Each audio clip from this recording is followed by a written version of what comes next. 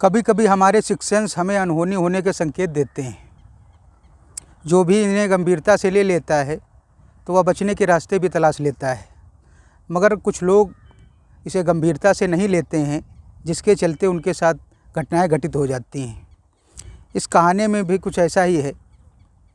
उस व्यक्ति को अनहोनी होने के संकेत तो मिले, मगर उसने उन्हें बिल्कुल भी गंभीरता से नहीं लिया, जिसके चलते उसके साथ ऐसी भयानक घटना घट जाती है जिसकी उसने कभी सपने में भी कल्पना नहीं की होती है। नमस्कार दोस्तों, मैं हूं संजू और आप देख रहे हैं स्टोरी बाय क्राइम तक। आज की सच्ची घटना हरियाणा प्रदेश के गुरुग्राम की है।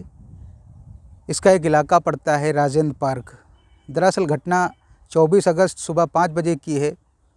रिटायर्ड फौजी जिसका नाम राव सिंह होता है, वो थाने जाता है और पुलिस वालों से कहता है कि मैंने 5 मर्डर किए हैं। पुलिस वाले जैसे ही उसकी बात सुनते हैं हैरान रह जाते हैं और उनके रोंगटे खड़े हो जाते हैं। वो तुरंत ही रिटायर्ड फौजी के बताए गए पते पे पहुंचते हैं और वहां जाके जब देखते हैं कि फर्स्ट फ्लोर पे रिटायर्ड फौजी की बहू जिसका नाम अनीता यादव है, उसकी उम्र लगभग 34 साल है, वो खून से लथपथ पड़ी हुई है।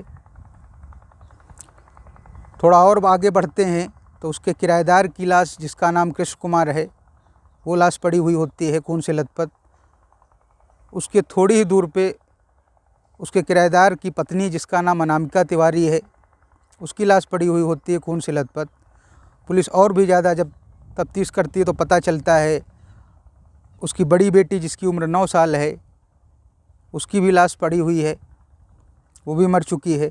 और उसकी छोटी बेटी जिसकी उम्र अभी 5 साल है, निधि तिवारी, उसको फौजी ने मारा तो अपनी जान में, मगर वो मरी नहीं, उसकी सांसें चल रही हैं।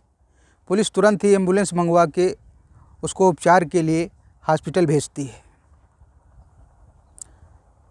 बाकी चारों लाशों का पोस्टमार्टम करती है। पोस्टमार्टम की जब रिपोर्ट आती है तो पता चलता है कि फौजी की जो बहू होती है उस पर 22 वार किए गए हैं धारदार हथियार से, और किराएदार कृष्ण कुमार के ऊपर 16 वार किए गए हैं धारदार हथियार से, और उसकी पत्नी अनामिका तिवारी के ऊपर 10 वार किए गए हैं, वो भी धारदार हथियार से। और उसकी बेटी जिसकी उम्र 9 साल थी, उस पे लमसम 8 वार किए गए हैं, वो भी धारदार हथियार से। अब पुलिस फौजी से पूछताछ करती है तो रिटायर्ड फौजी राव सिंह कहता है मेरी बहू और मेरे किराएदार कृष्ण कुमार का 1 साल से अफेयर चल रहा था, नाजायज़ संबंध थे दोनों के बीच। मैंने कई बार उनको मना किया, मगर मेरे मना करने के बावजूद भी ये दोनों नहीं माने। कुछ दिन मिलना जुलना बंद कर देते थे। वो सोचते थे कि मुझे अब नहीं पता चलेगा, मगर मुझे किसी भी तरीके से पता चल जाता था, क्योंकि मैं एक फ़ौजी हूँ।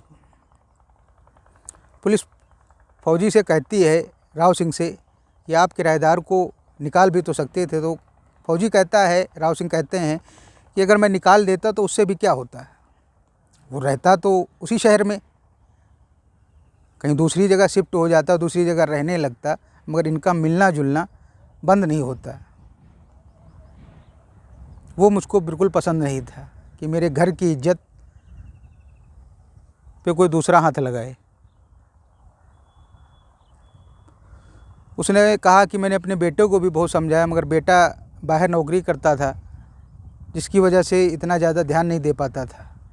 मगर सोचने वाली बात यह थी कि एक अकेला आदमी इतने लोगों का मर्डर कर देता है। पुलिस का कहना है कि कहीं ना कहीं इस घटना में कुछ और लोग भी शामिल हैं। अभी इस घटना की जांच प्रक्रिया चल रही है।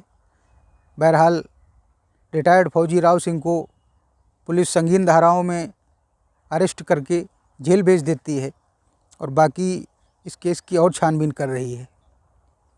अब देखते हैं कि आगे क्या होता है। किसी से कोई दिक्कत हो